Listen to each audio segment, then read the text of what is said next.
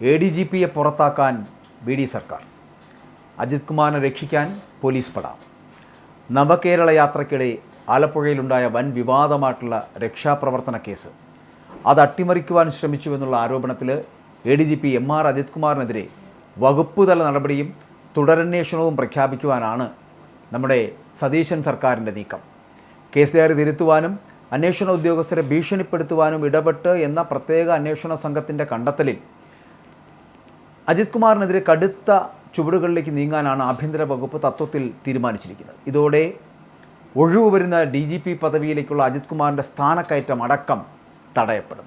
എന്നാൽ കേസിൽ താൻ നൽകിയിരിക്കുന്നത് പ്രാഥമികമായിട്ടുള്ള ഒരു മറുപടി മാത്രമാണ് എന്നും വിശദമായിട്ടുള്ള രേഖകളും യാത്രാവിവരങ്ങളും ഹാജരാക്കാൻ കൂടുതൽ സമയം വേണമെന്നുമാണ് ADGP MR അജിത് കുമാർ സംസ്ഥാന പോലീസ് മേധാവിയെ ഇപ്പോൾ അറിയിച്ചിരിക്കുന്നത്. വിശദമായിട്ടുള്ള വിശദീകരണം നൽകുന്നതിന് കൂടുതൽ സമയം ആവശ്യപ്പെട്ട് DGPക്ക് നൽകിയ പ്രാഥമിക റിപ്പോർട്ടിൻ്റെ പകർപ്പിലാണ് അദ്ദേഹം തനിക്കെതിരായിട്ടുള്ള ആരോപണങ്ങൾ നിഷേധിച്ചിരിക്കുന്നത്. വിവാദ റിപ്പോർട്ട് നൽകുമ്പോൾ താൻ വയനാട്ടിലായിരുന്നുവെന്നും അന്വേഷണ ഉദ്യോഗസ്ഥരെ ഓഫീസിലേക്ക് വിളിച്ചു വരുത്തി കണ്ടിട്ടില്ല എന്നുമാണ് അജിത് കുമാറിൻ്റെ പ്രധാന പ്രതിരോധവാദം. പല അന്വേഷണ ഉദ്യോഗസ്ഥരും ഓഫീസിൽ വരാറുണ്ട് എങ്കിലും ഉത്തരവുകൾ നൽകിയിട്ടില്ല എന്നാണ് ADGP വ്യക്തമാക്കുന്നത്.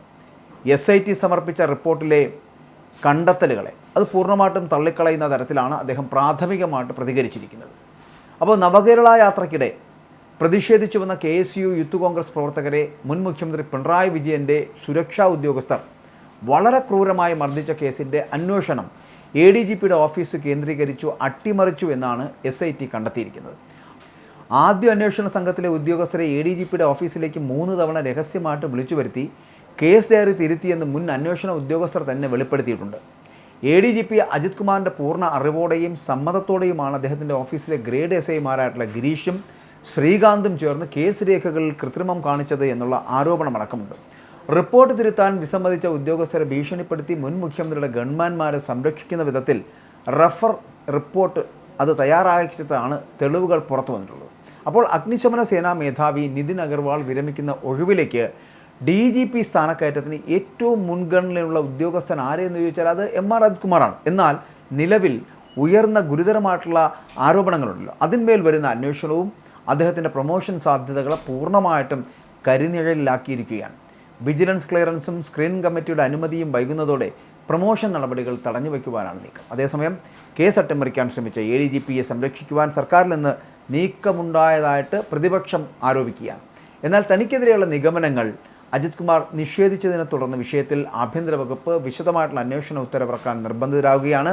അജിത് കുമാറിൻ്റെ പങ്ക് വ്യക്തമാക്കിക്കൊണ്ട് SIT പുതുക്കി സമർപ്പിച്ച റിപ്പോർട്ട് പോലീസിലെ ഉന്നതർക്കിടയിലും വലിയ ഞെട്ടലാണ് ഉണ്ടാക്കിയിരിക്കുന്നത്. ADGP സമർപ്പിച്ച പ്രാഥമിക മറുപടിയും ഒപ്പം തന്നെ SITയുടെ അന്വേഷണ റിപ്പോർട്ടും പരിശോധിച്ച ശേഷം സംസ്ഥാന പോലീസ് മേധാവിയായിട്ടുള്ള റബാഡ ചന്ദ്രശേഖർ റിപ്പോർട്ട് ആഭ്യന്തര സെക്രട്ടറിക്ക് കൈമാറും.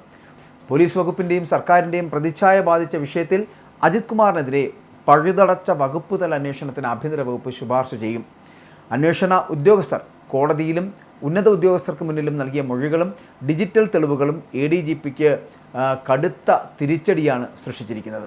കേസ് ഡയറിയിൽ വരുത്തിയ മാറ്റങ്ങളും അതിനായിട്ട് ഉദ്യോഗസ്ഥരുടെ മേൽ നടത്തിയ സമ്മർദ്ദവും അത് തെളിഞ്ഞാൽ ADGPക്കെതിരെ ക്രിമിനൽ നടപടികൾ പോലും നേരിടേണ്ടി വന്നേക്കാം. ഇനി നിലവിൽ സമർപ്പിച്ചിട്ടുള്ള പ്രിലിമിനറി മറുപടി, ആ മറുപടിയിൽ കൂടുതൽ വിവരങ്ങൾ നൽകാനുണ്ടെന്ന് അജിത് കുമാർ തന്നെ വ്യക്തമാക്കുന്നുണ്ട് എങ്കിലും സമഗ്രമായിട്ടുള്ള ഒരു അന്വേഷണത്തിലൂടെ മാത്രമേ വസ്തുത പുറത്തു വരൂ എന്ന നിലപാടിലാണ് ഇപ്പോൾ സർക്കാർ എത്തിയിരിക്കുന്നത്. വരും ദിവസങ്ങളിൽ റിപ്പോർട്ട് സർക്കാരിൻ്റെ പരിഗണനയ്ക്ക് എത്തുന്നതോടെ ഉന്നത പോലീസ് ഉദ്യോഗസ്ഥനെതിരെയുള്ള അന്വേഷണ ഉത്തരവും തുടർ നടപടികളും പുറത്തു വരുമെന്നാണ് വ്യക്തമാകുന്നത്. എന്തായാലും ഇതിനകത്തൊരു വലിയ കള്ളക്കളി നടക്കുന്നുണ്ട് എന്നുള്ള കാര്യത്തിൽ സംശയമില്ല. അത് ADGP അജിത് കുമാർ തന്നെ ഇപ്പോഴൊരു പ്രിലിമിനറി മറുപടി മാത്രമായിട്ട് നൽകുമ്പോൾ, അല്ലെങ്കിൽ ഒരു പ്രാഥമിക മറുപടി മാത്രമാണ് ഞാൻ നൽകിയിരിക്കുന്നത് എന്നും ഇതിൻ്റെ പൂർണ്ണമായിട്ടുള്ള മറുപടിക്ക് ഇനിയും കാലതാമസമുണ്ട് എന്ന് പറയപ്പെടുമ്പോൾ ഇത് 31-ാം തീയതി വരെ കൊണ്ടെത്തിക്കുക എന്നൊരു ലക്ഷ്യത്തിലേക്ക് പോവുകയാണ്. 31-ാം തീയതി ആകുമ്പോൾ ഈ DGP അദ്ദേഹത്തിൻ്റെ റിട്ടയർമെൻറ്റ് കാലാവധിയാകും. അപ്പോൾ അവിടെ ഒഴിവ് വരുന്ന ആ DGP പദവിയിലേക്ക് അടുത്ത പരിഗണിക്കേണ്ടത് ഇപ്പോഴത്തെ ADGP ആയിട്ടുള്ള MR അജിത് കുമാറാണ്.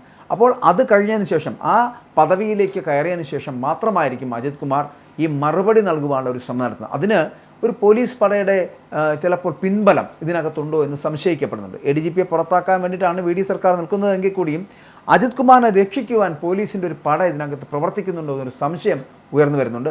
മാത്രമല്ല ഇപ്പോഴത്തെ പ്രതിപക്ഷവും അതിന് ചിലപ്പോൾ അതിനോടൊപ്പം ചേർന്ന് പോകുന്നവരാണെന്ന് പറയേണ്ടിയിരിക്കുന്നത്. എന്തായാലും അജിത് കുമാറിൻ്റെ ഈ ബുദ്ധിപരമായിട്ടുള്ള നീക്കമെന്ന് പറയപ്പെടുന്നത് ഈ പറയുന്ന ജൂലൈ മാസം 31 വരെ ഈ കേസ് കൊണ്ടെത്തിക്കുക എന്നതാണ്. അതിനുശേഷം ഒഴിവ് വരുന്ന DGP പദവിയിലേക്ക് കയറിയതിന് ശേഷം അല്ലെങ്കിൽ അവരോധിക്കപ്പെട്ടതിന് ശേഷം മാത്രമായിരിക്കും ബാക്കിയുള്ള വിവരങ്ങൾ പുറത്തു പറയുക. അതിനുവേണ്ടിയിട്ടുള്ള ഒരു സമയമാണ് ഇപ്പോൾ നീട്ടിച്ചോദിച്ചിരിക്കുന്നത്. ആ നീട്ടിച്ചോദിക്കുന്ന സമയത്തിനുള്ളിൽ ഈ വസ്തുതകൾ മനസ്സിലാക്കി സർക്കാർ ഒരു തീരുമാനത്തിലേക്ക് എത്തുന്നില്ല എങ്കിൽ അത് അജിത് കുമാറിന് രക്ഷപ്പെടുവാനുള്ള ഒരു പഴുതായിരിക്കുമെന്നുള്ള കാര്യത്തിൽ തർക്കമില്ല.